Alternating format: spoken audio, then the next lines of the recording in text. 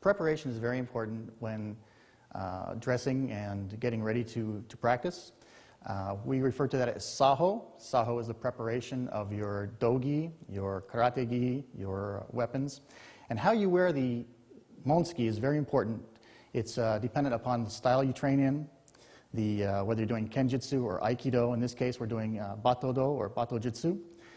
In bato-jutsu, we always fold the monsuki right side over first, and then left side over the right.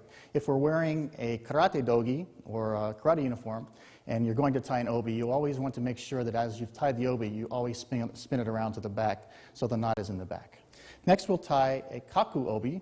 Kaku obi is a flat, straight obi meant for kimono, and we use that traditionally in iaido or iaijutsu. We take one end of the kaku obi and we fold it so that it is in half. And we place that portion against the front of our abdomen, like this. And then we circle around the body one time, and then we bring the tab of that kaku obi over and down. We circle one more time, and we entrap that first part with this second loop. And we leave a small loop on top of the obi. We circle one more time,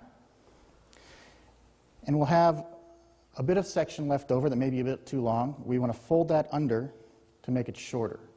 Then we fold it in half. We bring that section up through the loop that was originally created,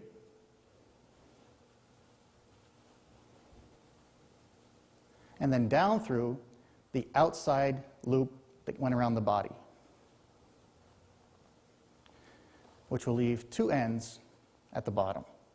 We pull and snug down on those two ends, which should bring the knot rather flat. Then we turn the entire obi toward the right so that we don't open up the monsuki, around and to the back so that it lays flat.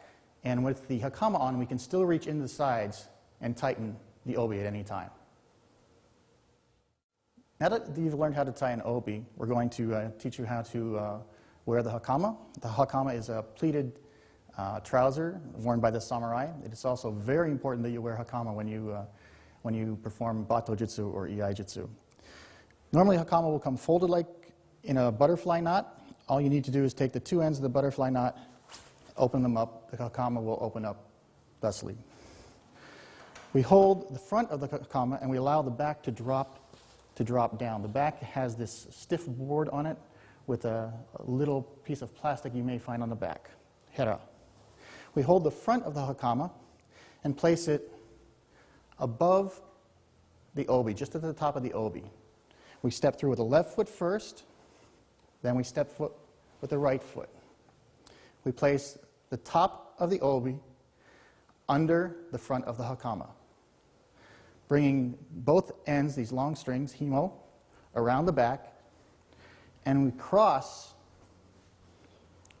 them over the knot that was formed in the obi, and then back around to the front. Once again, we make another cross in the front, left over right. So we have an X below the navel. And then once again, we come to the back and tie a knot below the knot on the obi.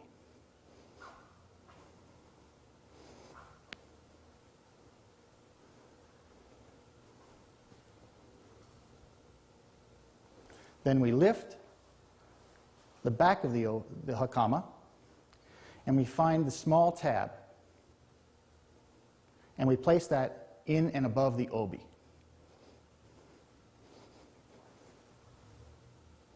We raise koishita, the board on the back, and bring the last two strings around the front, and we cross them, once again, right one first, then left. Left one comes over and under the entire X formed by the first group of hemo or strings. A simple overhand knot, then once again, right over left and up through. You'll notice we have a bit of hemo, of string left over. We take the left one and we start to fold it to approximately 3 inches. And with the very last part where the knot is in the center of the body, we place that string there. Then the remaining half we bring down so that it's straight down, and we start to wrap it around the center knot, coming around all of the hemo, or all of the hakama string.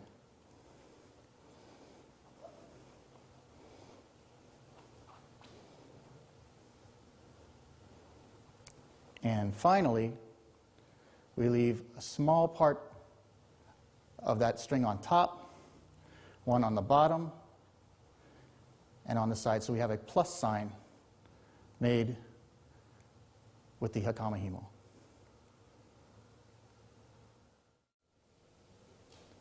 As in every other aspect of martial arts, respect for your dogi or your equipment is primary. You have to make sure that the hakama is properly folded so that it maintains its pleats. So we're going to teach you today how to do that, and it takes a little bit of time in the beginning to get used to it, but as you perform it over and over daily, it becomes second nature. You lay the hakama out on the floor so that everything is straight. First, we need to straighten the pleats on the inside, and you'll have done that prior to laying it out on the floor. And we straighten all the pleats. There are 5 pleats, you'll notice, and line the top of the front of the hakama up with the koshita, the backboard. Then we start by folding in the outside of the hakama toward the inside pleats. And we fold that until, if you notice, till it's even with where the top string meets the hakama itself. We do the same on the top side. We bring it forward until we have a straight line from the bottom of the hakama up to the top. Now we should have a nice long rectangle. We take the bottom, pinching all the pleats together, and we fold it up in one section. Then we fold it once again, and a third time.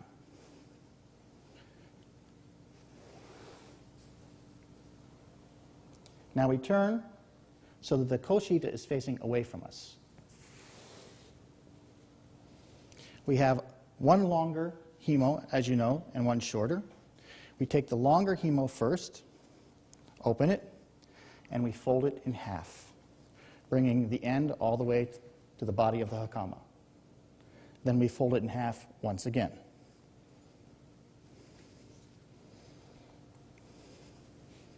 Then we bring it from the upper left side to the lower right side. Then we repeat the procedure with the longer hemo on the right. Fold it once in half, and then once again in half, folding it from the upper right-hand corner to the lower left-hand corner, creating an X in the body of the hakama. Then we moved to the shorter hemo on the upper left-hand side. We bring it across to the center X, and then down through and around the entire X we've created. Then we take the same extended end and wrap it around the original leg that we have created and back through to the center.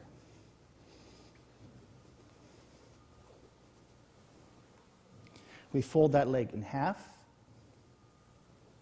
and then bring it toward the upper, or actually lower right-hand corner as it faces myself. We do the same with the right side, to the center, through the middle of the X underneath, to the middle, around the right leg,